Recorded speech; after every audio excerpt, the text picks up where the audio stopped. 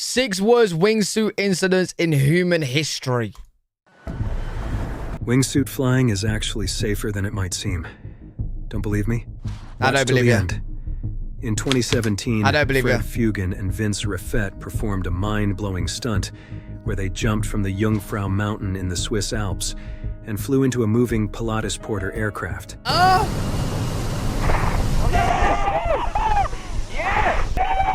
They do not.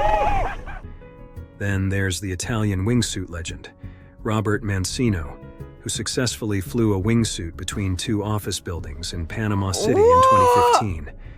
Guess where I found these incredible stories? That's right, on the websites of companies that specialize in wingsuit flying experiences. Wait, yo, so if I go like in a plane or something and I'm scared, should I just like make my own makeshift wingsuit? So like if the plane's going down, I just jump out the window and I'm good. But of course, beyond the wild adrenaline rush and amazing views, I just fly. nowhere did these websites mention the dark side of wingsuit diving. For every flyer who has glided through the clouds, there are many stories of those who never made it back to ground safely. Oh my God, You'll he just forget went about the straight thrill into the of mountain. slicing the air at terminal velocity when you realize how quickly things can go wrong. As always, viewer discretion is advised. This video has garnered attention worldwide. No, that's the thing about this, bro. Like, I would never do it. It's too crazy. But I bet you, like, when you're doing it in the moment, it feels so good. Like, you're literally flying, bro. You're actually flying. Like, parachuting, right? You're still connected by some bit. Like, the only thing... You're flying, bro, in this. Like, your arms are your wings. As it captured a You're a truly bird. jaw-dropping moment. Okay, On never mind. September 29th, 2016, Eric Dos Santos, a seasoned wingsuit pilot, embarked on what was supposed to be a routine flight through the French Alps. At the start of the video where Eric is about to take off, everything looks normal in an adventure that was anything but ordinary. With his helmet camera rolling, that's he even scary. bid a casual au revoir before taking off, unaware of the dramatic turn his flight was about to take. Okay, au revoir. As he soared over to the snow-capped mountains and jagged cliffs, the camera captured a roller coaster-like descent towards a lush green forest. The beauty of the scene was mesmerizing, with Eric's shadow tracing his path below. A calm, serene picture of the daring dance between man and nature. However, just 51 seconds into the flight, the narrative took a heart-stopping twist. Yo, is it just me or is he too close to the ground? Eric lost his altitude rapidly and unexpectedly. In one moment, what should have been a routine flight almost became an obituary. This footage, directly from Eric's point of view, shows him navigating just above the treetops at an astonishing speed of over 90 miles per hour. As Eric begins to slow down, losing speed and altitude, the absolute worst happens.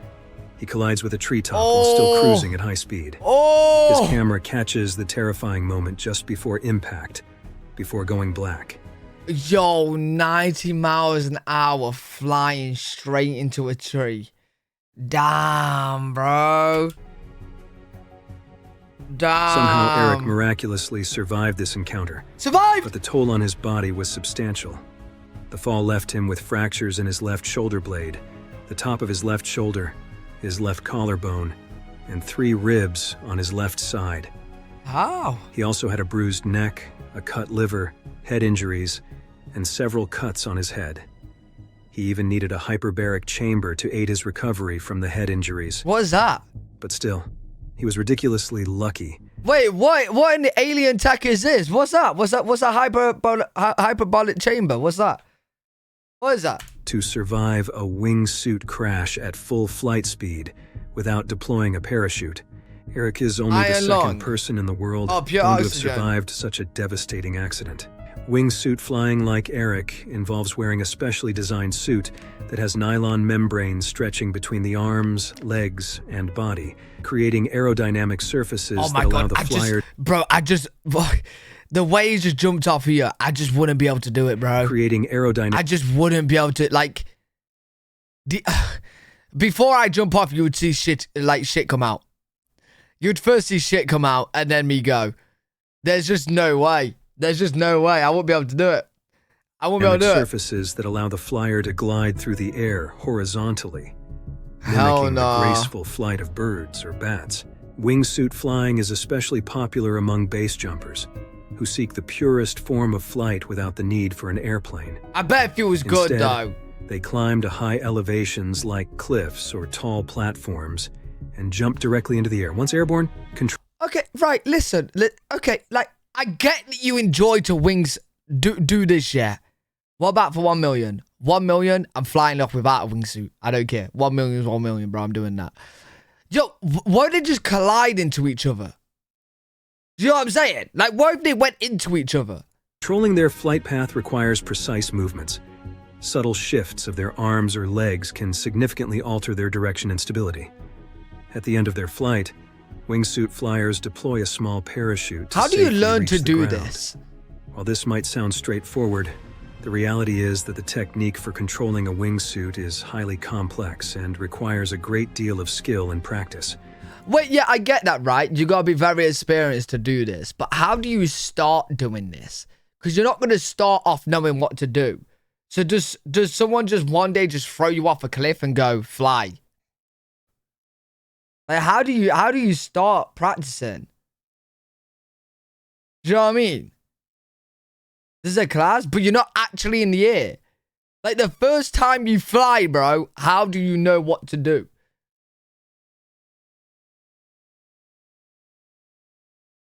You know what I mean? Maybe there's like a skydiving wind tunnel, maybe.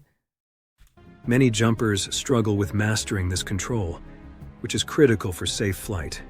Even experienced flyers can face challenges due to the unpredictable nature of the sport, where small miscalculations. How do birds know what to do? Zombie, last time I checked, we're not birds. It's not in our family genes, our brains, to fly. I've never once jumped off a hill and tried flying. You know what I mean? I'm guessing the birds that have wings is kind of like in there somehow. Can have serious consequences. I don't know, maybe I should try it. It doesn't Zombie, sound you too try hard, it first and tell me. But in reality, a lot of divers and base jumpers have suffered precisely because they failed to manage this kind of steering. But of course, not all stories of flying in the clouds end with a miracle like Eric dos Santos. Well, he's just jumped off, In 2018, Amy Jean St. Hilaire Adam, a 27-year-old elite jumper from Canada, was participating in the wide-open wingsuit series. Oh my God, that's made me feel sick. Competition draws the world's most skilled wingsuit pilots, who don high-performance wingsuits to race each other through the sky. On that fateful day, oh my God, Amy Jean was racing against another jumper when a catastrophic collision between them occurred in midair. One of the hosts of the competition recalled, they exited on the Yo, chat, would any of you actually do this? Like, if you got balls, this definitely would be fun. But I'm gonna pass. I'm passing on this. I ain't doing it. You gotta be a proper daredevil to do this. You gotta be a proper daredevil. Yeah, most people won't. Some will. Jump, and he and another jumper lost sight of each other, had a moment of instability and had a collision. If they had gone by each other 1 foot apart, they would have missed each other completely, and it would have been a non-incident. It was just a combination of different things and bad luck that led to it. All the wrong things happened just at the wrong time and the wrong place. Rendered unconscious by the collision, he was unable to pull the ripcord on his chute.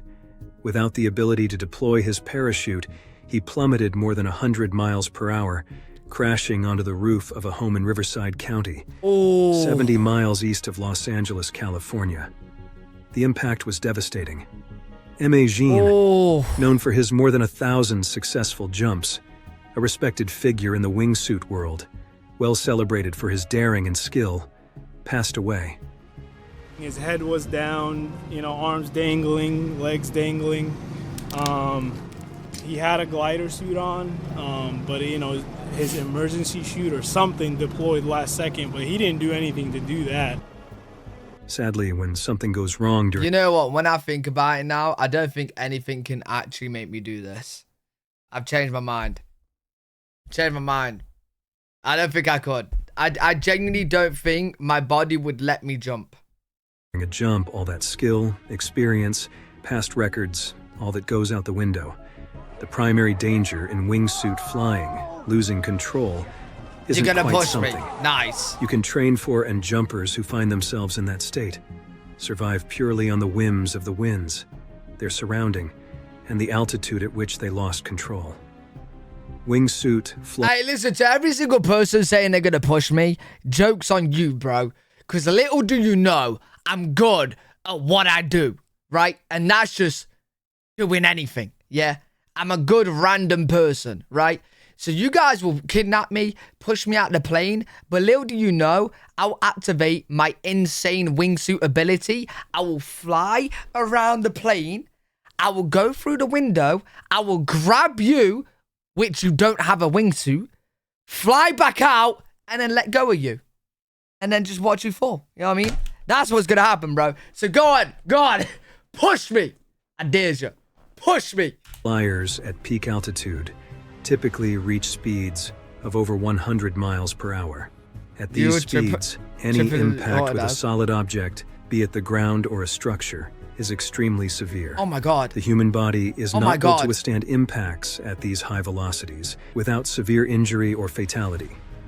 For Amy Jean, the midair collision that knocked him out cold made him a flying human meteor. Yo, that was sick, though. Even if he was awake and alert, the chances of surviving a crash at such speeds was already razor thin. But unconscious, he had no chance. In a very real sense, that collision sealed his fate. He was gone before he hit the ground. And just like that, a sport that thrives on adrenaline and precision reminded us of its razor-thin margins for error. On July 27, 2018, the skies over Boulogne-en-Quercy, France, bore witness to a tragic and unusual accident that led to multiple court cases and an actual conviction. What, did he Nicholas murder him? Galley, at 40 years old, was an accomplished wingsuit diver whose passion for sky-high adventures was well known within the extreme sports community. On that ordinary day, Nicholas embarked on what was supposed to be another thrilling dive from 14,000 feet. Nicholas had leaped from a single-engine Pilatus plane, a common choice for wingsuiters. The dive began routinely as he and another skydiver soared. Yo, imagine you're in a plane one day, yeah? You look out the window and you just see someone flying next to the plane. Yo, that would actually be funny. Bro, actually, I've changed my mind. I want to do it now. I want to do it. I want to do this dressed as Superman. And then I want to fly next to a plane. How cool would that be? How cool would that be? That would be sick. Through the air, their wingsuits granting them the freedom to glide like birds. I'd probably end up in the plane's engine. The skies were clear and everything seemed normal. Yet in mere moments, a bizarre and disastrous sequence of events unfolded. The pilot of the Pilatus, caught up in the rush of the dive sequence, began a rapid descent to circle back for the next group of jumpers. Uh-oh. At the same time, Nicholas, fueled by adrenaline, charted a path that would fatally cross with the descending aircraft. Ooh. The vast sky suddenly became a confined stage for a grave mistake. The aircraft, with its wide wings cutting through the air, was unknowingly on a collision course with Nicholas. But how do you not know he's there? As Nicola glided downwards, the pilot, oblivious to the diver's proximity, continued his descent. Yo, surely you just let divers jump out. Like, wouldn't you be on the lookout for divers around you? Like, there's not that many flying people in the sky. Do you know what I mean? Just 20 seconds into his dive, the unthinkable happened. Nicholas collided with the plane from which he had just jumped. The impact was brutal and immediate. Striking the plane's wing at such a high altitude and speed was instantly fatal for Nicholas, and he lost his life right on impact. Now, there are multiple red flags about the incident. First, the pilot was flying the plane without a valid license. Second, there was no pre-jump briefing with the skydivers, and Okay, that's a bit ridiculous, mate.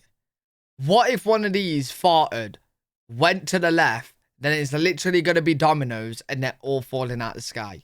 Why would you do that? That's crazy, bro. Site that likely contributed to the fatal misunderstanding of flight paths.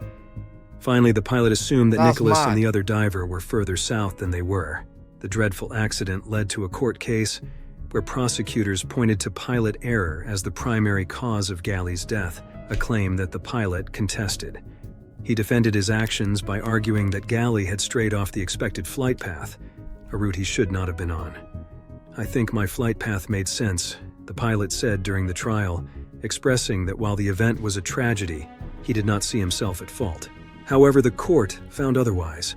The combination of pilot error and an invalid license was too much negligence to overlook, and as a result, he received a 12-month suspended manslaughter sentence and was barred from flying for a year. The most terrifying thing is that Nicholas was just one of 23 people who died from base jumping in 2018. Yes, wait, you heard that. 23 people died in 1 year doing this? Yeah, I ain't doing it, bro. Right. 23. On average, this might seem like a small number, but when you consider the relatively small number of people who participate in this how many people's sport, even doing the it? fatality rate is alarmingly high. So why do people consciously take such a risk and engage in a pursuit? For some, it's for the adrenaline that comes from pushing the boundaries of safety. But for Uli Emanuele, it was more than just the thrill of cheating death, where every jump could realistically be your last. It was about pushing the limits of what was possible with human flight. Uli Emanuele was known for his extraordinary skill and precision in wingsuit flying. His approach to the sport was almost artistic, constantly striving to perfect his flight path and achieve feats that no one had dared to attempt before. You're crazy. One of his most breathtaking jumps captured on video, Uli flew through a 6.5 feet wide cave. More people die from car accidents than that. Cinnamon.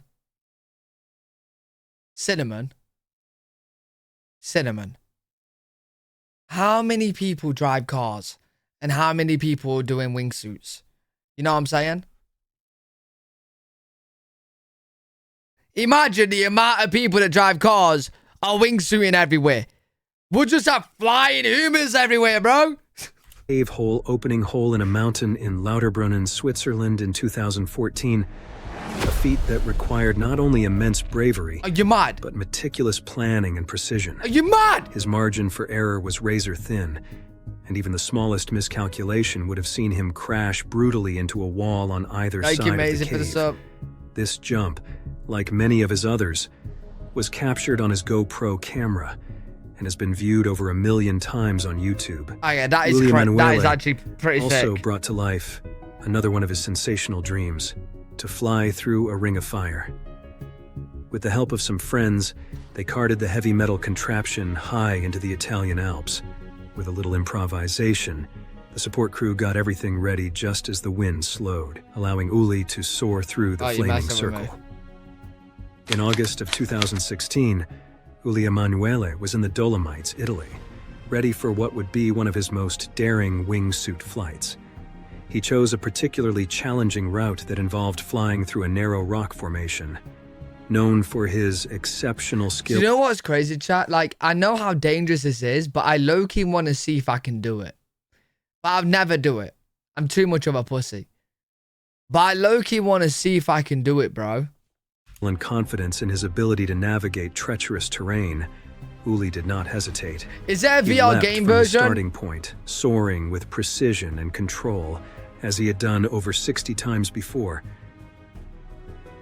The flight was going flawlessly, captured on his GoPro camera, with Uli demonstrating why he was considered one of the best in the world at wingsuit flying.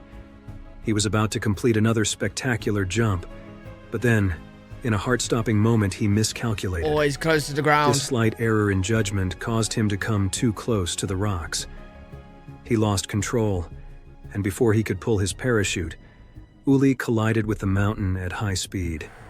It was a devastating impact, and sadly, it was impossible for him to survive. Oh. So it turns out even professional wingsuiters aren't immune to accidents, even if they have defied the limits and broken records before. And as proof, there's a story that happened in 2022 to Richard Poucher. Poucher was a professional base jumping instructor with over 20 years of skydiving experience. Yeah, no chance. There's no goal on the summer fund that would make me do it. I just maybe $10 million. Experience and over 14 years of base jumping experience. Give me $10 From the million. valleys of Los Angeles to the mountain of Zhangjiajie, China, he had gone diving sick. just about everywhere. He even co-founded a base jumping equipment and instruction company called Apex Base, along with his wife. One sunny day in January 7th, 2022, 1 million subs, Pusher and his friend went to a on popular Twitch. jumping spot known as Super Gorgeous in Moab, Utah, a location famed for its breathtaking views of Castle Valley and the Colorado River. This spot was a favorite among experienced jumpers for its challenging terrain, stunning scenery. The plan that day was to perform a proximity flight, 20 a bill. technique used by experienced skydivers who find regular jumps too tame.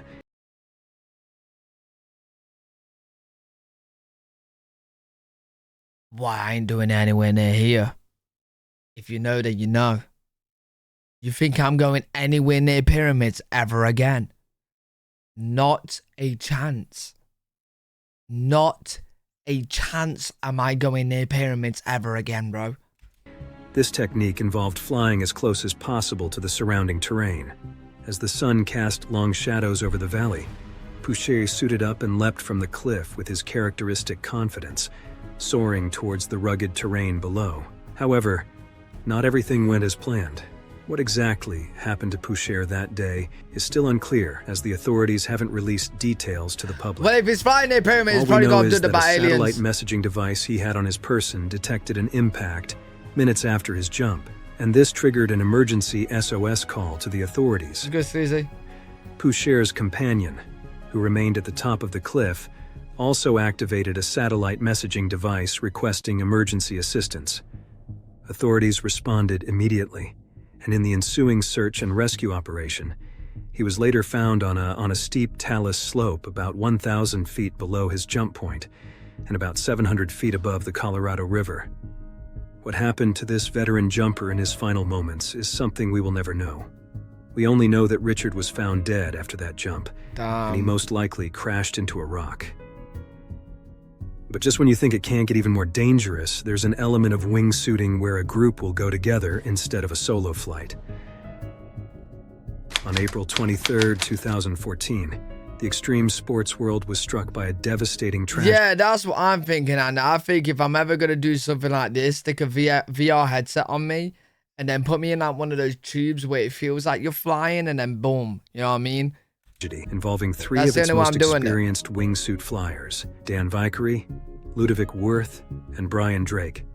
The trio, known for their skill, had embarked on a challenging proximity flight from a helicopter in the picturesque Luchental Valley in Switzerland. We saw this video. Baby, I swear you say we see every video. We haven't seen this. Their plan was to execute a steep flight path just above a ridge, a maneuver that requires flawless You do that, amazing. execution Yeah, due that to would the be close fun, like a proximity VR. to the terrain. Unfortunately, a critical misjudgment occurred. During their descent, they aimed to fly over a steep ridge that would lead them into a more suitable area for landing. Oh my God, look at that. Unfortunately, they misjudged their flight path. The group ended up circling around the ridge, which unexpectedly led them only to flat terrain with no suitable areas for safe landing or maneuvering. A dangerous scenario for wingsuit flyers. Yo, do you reckon they actually... Wait, isn't there a place where you can actually go in somewhere and it will make you fly? Who rely on steeper descents to maintain lift and control. In a desperate attempt to correct their course, they took a sharp left turn, aiming for a section of steeper downhill terrain that had initially been obscured by the ridge. This was their fatal mistake. The sudden change in direction brought them too close to the ground too quickly. Tragically, all three flyers misjudged their altitude and the distance to the terrain. Vickery and Drake were a little over 30 feet away from reaching the safety of the slope when they landed catastrophically, while Worth missed it by just 10 feet. The impact was severe and immediate. Vickery and Worth lost their lives right on the scene. Wait, chat, correct me if I'm wrong, but right at the start of this video, I swear he said that wingsuit flying is safer than what people think. He said that, right? He said that right at the start of the video. Right, start. Wingsuit flying is actually safer than it might seem. Okay, buddy. Yeah. And they landed catastrophically. Yeah. Hella safe, bro. Missed it by just 10 feet. Hella safe, bro. The impact was severe and immediate. Vicari and Worth lost their lives right on the scene, and Drake succumbed to his injuries 4 days later. Even for a sport known for its fatality rate, the news of the triple demise sent shockwaves through the entire wingsuit community.